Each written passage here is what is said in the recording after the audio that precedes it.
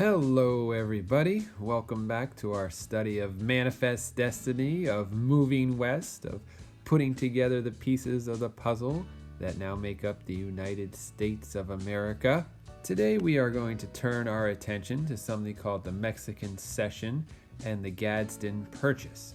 Believe it or not, this was once Mexico. Yeah, that's a lot of land. Now we know part of that was Texas, which eventually became a part of the United States, but the rest was Mexico. So how did some of that land eventually become a part of the United States? Well, go back to President Polk again. All right, not necessarily a very popular president that most people know, but extremely important for manifest destiny. He was able to get Texas and then Oregon, and now he turned his sights to some of this land that Mexico owned.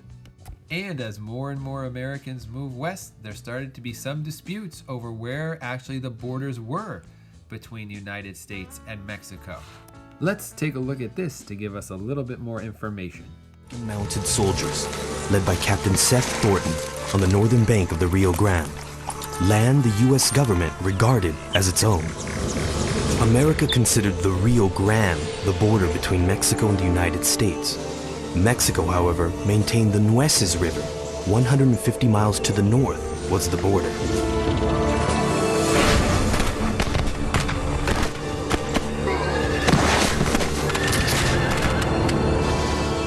The bloody skirmish on this disputed territory lasted only moments, but long enough for 11 U.S. soldiers to be killed and 52 to be taken prisoner.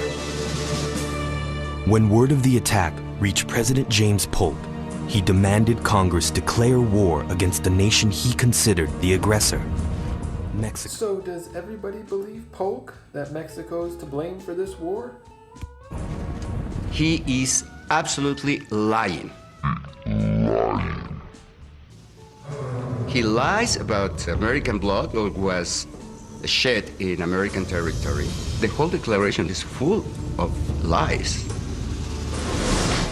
So, as you can see, like most of history, there's two sides of the story. You have what America's saying, and you have what Mexico's saying. So in today's lesson, you'll learn a little bit more about these two sides and what eventually happened in the Mexican-American War.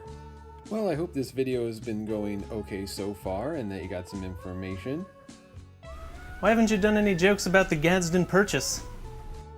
Well, first of all, I didn't know I had a studio audience, so that's a surprise.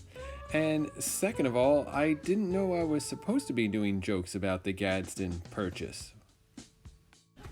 The Gadsden Purchase, signed in 1854 by President Franklin Pierce, granted the U.S. sovereignty over the southern tips of Arizona and New Mexico. Okay, I know what it is. I am a history teacher and I am able to explain that, but again, I didn't know I had a studio audience here and that they would be demanding jokes about the Gadsden Purchase. The terrain in the southernmost portion of the Mexican Cession, 1848, was too rocky for the transcontinental railroad. So you brought visual aids? Well, I will give you credit. That is true. They did buy that land in order to build a railroad from the eastern part of the United States to the western part of the United States. So, thank you. I do love the Gadsden Purchase. About how the Gadsden Purchase never would have happened if it weren't for the Treaty of Guadalupe Hidalgo. Up top, baby. Okay, now who are you? A guy who loves the Treaty of Guadalupe Hidalgo. Signed 1848. Ended the Mexican-American War. All right, well, I guess that answers that question. And you are right about the Treaty of Guadalupe Hidalgo. But first, Guy, I must ask you, do you have any jokes on the Gadsden Purchase? Because I really don't. What's the only difference between the Gadsden Purchase and the Louisiana Purchase? I give up. What is it? The Louisiana Purchase was signed in 1803 and gave the U.S. 800,000 square miles of French territory, and the Gadsden Purchase didn't suck.